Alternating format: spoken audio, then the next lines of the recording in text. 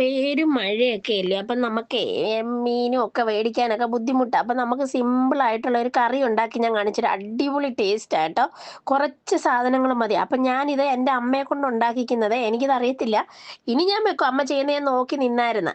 അപ്പം ഈ വ്രതമൊക്കെ എടുക്കുന്നവർക്കൊക്കെ ഈ കറി ഉണ്ടെങ്കിൽ നല്ലപോലെ ചോറുണ്ണാം. വേറൊന്നും വേണ്ട. പഴങ്കഞ്ഞി കുടിക്കാനായി ഇത് ഏറ്റവും അടിപൊളിയേ.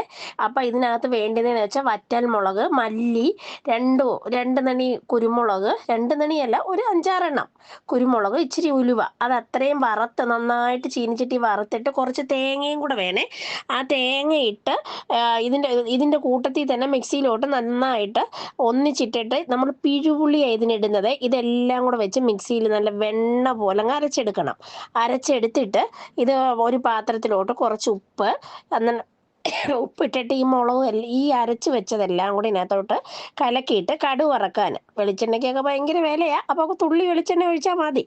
അപ്പോൾ വെളിച്ചെണ്ണ അങ്ങോട്ട് ഒഴിച്ച് കടുക് പൊട്ടിച്ച് ഉള്ളിയും വറ്റൽമുളകും കറിവേപ്പിലയും എല്ലാം കൂടി ഇട്ടിട്ടുണ്ടല്ലോ, ഇതങ്ങോട്ട് ഈ എന്താ പറയുന്നത്, ഈ പുളി, വെറും പുളി എന്നാണ് ഞാൻ പറയുന്നത് ഇതിന് കേട്ടോ. ഇനി മറ്റുള്ളവരുടെ നാട്ടിലൊക്കെ എന്തോ എനിക്ക് അറിയത്തില്ല. അപ്പോൾ അത് ഇതിനകത്തോട്ട് ഒഴിച്ചിട്ട് തിളയ്ക്കണ്ട കേട്ടോ. തിളച്ചാൽ ഇതിൻ്റെ രുചി പോവും. അവസാനം തുള്ളി കായപ്പൊടിയും കൂടെ അങ്ങോട്ട് ഇടണം.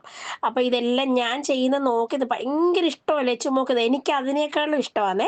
എൻ്റെ ഒരു അവിടെ ഒരു കുഞ്ഞുണ്ട്. അവൾ വന്നിട്ട് അവസാനം സിനിയാൻറ്റി ഞാൻ പറയാം ലാസ്റ്റ് എന്ന് പറയുന്നുണ്ട്. അതുകൂടെ ഒന്ന് കേട്ട് നോക്കണേ എല്ലാവരും. സബ്സ്ക്രൈബും ചെയ്യാൻ മറക്കല്ലേ.